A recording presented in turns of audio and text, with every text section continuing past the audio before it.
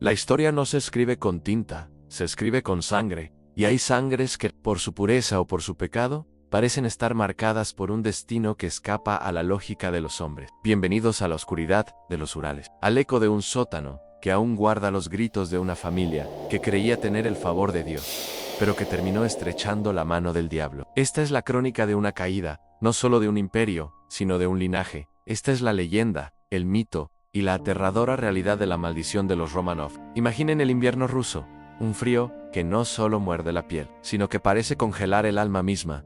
Estamos en 1913. San Petersburgo brilla con el oro de las cúpulas y el terciopelo de los palacios. La dinastía Romanov celebra 300 años en el trono. 3 siglos de poder absoluto, de zares que se hacían llamar autócratas de todas las Rusias. Nicolás II, un hombre de mirada suave y voluntad débil, cree que su derecho a gobernar es divino, pero en los pasillos de su palacio, las sombras son más largas de lo normal. Dicen que las maldiciones no nacen de la nada. Algunos dicen que el pecado original de los Romanov comenzó siglos atrás, con las ejecuciones masivas de Iván el Terrible o la frialdad de Pedro el Grande. Pero la verdadera oscuridad, la que tiene nombre y rostro, entró en la corte vestida con harapos y oliendo a tierra húmeda y pecado. Su nombre era Grigori Rasputín, el monje negro. Rasputín no era un hombre común.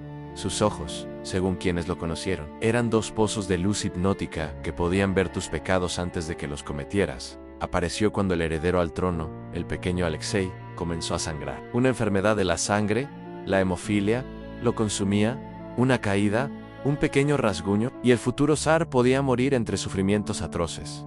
La ciencia de la época se rindió, pero Rasputín podía detener la sangre con solo una oración, o quizá con algo más oscuro. Aquí es donde la maldición echa raíces. Se dice que Rasputín no salvaba al niño, estaba robando el destino de Rusia. La zarina Alejandra, desesperada y devota, cayó bajo su hechizo, y mientras el monje se entregaba a orgías, vino y visiones místicas, el pueblo ruso moría de hambre y en las trincheras de la Gran Guerra. Pero la maldición tiene un momento exacto de ignición, una carta, poco antes de ser asesinado.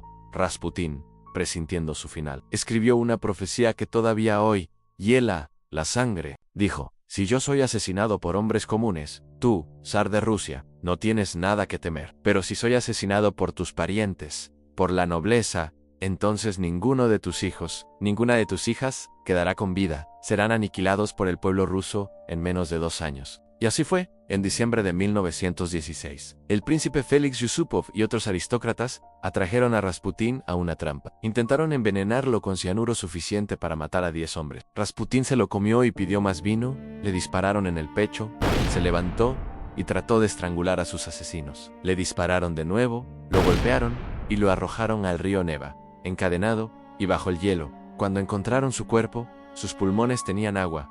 No murió por el veneno, ni por las balas. Murió ahogado, intentando liberarse. Desde ese momento, el reloj de la muerte comenzó a avanzar para los Romanov. El aire en Rusia se volvió pesado. El odio, fermentado por siglos de opresión. Estalló la revolución del año 1917. No fue solo un cambio político, fue el exorcismo violento de una nación contra sus amos. Nicolás II abdicó. El hombre que gobernaba una 1/6 parte de la tierra pasó a ser un prisionero.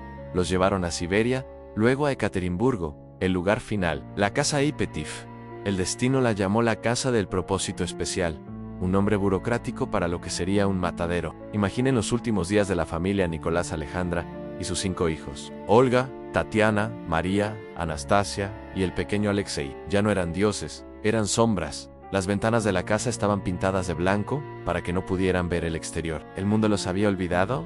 O peor aún, el mundo los quería muertos. Llegamos a la noche del 16 al 17 de julio de 1918. El aire de Ekaterimburgo estaba cargado de electricidad y humo de tabaco barato. Los guardias bolcheviques, liderados por Yakov Yuravsky, recibieron la orden final. No habría juicio, no habría exilio, solo habría silencio. A medianoche, despertaron a la familia, les dijeron que debían bajar al sótano por su propia seguridad. Que había disturbios en la ciudad. El zar, cargando a su hijo enfermo en brazos, bajó las escaleras de madera. Sus pasos debieron sonar como golpes de tambor en un funeral. El sótano era pequeño, nada colgado o pintado en las paredes. Nicolás pidió sillas para su esposa e hijo, Se las trajeron. Los 7 miembros de la familia y 4 sirvientes leales esperaban. Confundidos, entonces, Yuravsky y un pelotón de hombres armados entraron en la pequeña habitación. Yuravsky leyó una breve sentencia de muerte. El zar apenas pudo decir, ¿qué dices? Y entonces, el infierno se desató. No fue una ejecución limpia,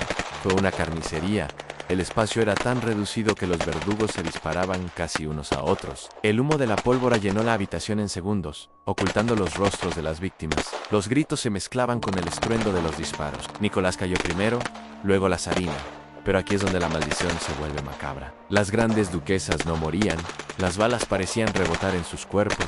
Los guardias, aterrorizados, creían que estaban ante seres sobrenaturales. Lo que no sabían es que las jóvenes habían cosido las joyas de la corona, diamantes y piedras preciosas, dentro de sus corsés. Esas joyas, el símbolo de su riqueza y poder, se habían convertido en una armadura que solo prolongó su agonía. Tuvieron que terminarlas con bayonetas.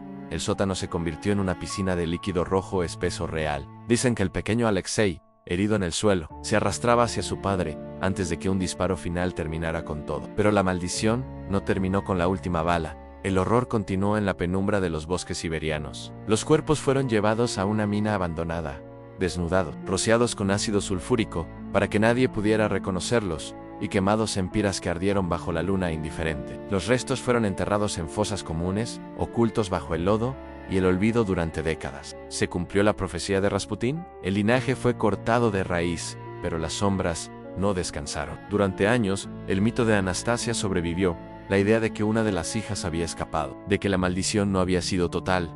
Mujeres de todo el mundo, como la famosa Anna Anderson, reclamaron ser la gran duquesa perdida. El misterio alimentó la esperanza, pero la ciencia, años después, fue implacable. Las pruebas de ADN confirmaron que nadie salió vivo de aquel sótano. La maldición de la sangre se completó. Hoy, la casa Ipetiv ya no existe. Fue demolida por temor a que se convirtiera en un lugar de culto. En su lugar se levanta la iglesia sobre la sangre. Los Romanov han sido canonizados por la iglesia ortodoxa. De tiranos pasaron a mártires. Pero en las noches de viento en Ekaterimburgo, los lugareños dicen que aún se escuchan ecos. No son cantos religiosos, ni discursos imperiales. Son los gritos de una familia que descubrió, de la forma más cruel posible, que el poder no es un escudo contra el destino. Rasputín, el monje de ojos de fuego, lo sabía.